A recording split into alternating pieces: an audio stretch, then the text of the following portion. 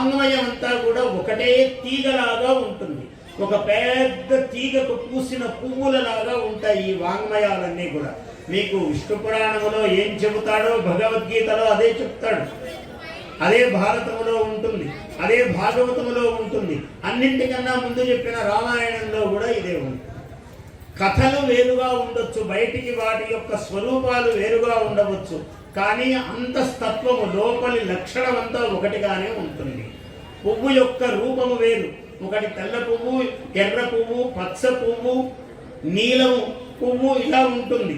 కానీ వాటిలో ఉండేటువంటి మాధుర్యము, తేనె ఏదైతే ఉందో ఇదే ఒక్కటే.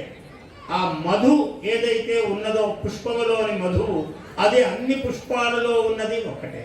అలాగే మన వాంగ్మయము మొత్తం మీద అష్టాదశ పురాణాలలో ఉన్నదే 1,00,000 శ్లోకాలు కలిగిన భారతంలో ఉన్నది. జయం అని పేరు పెట్టారు దానికి ముందు.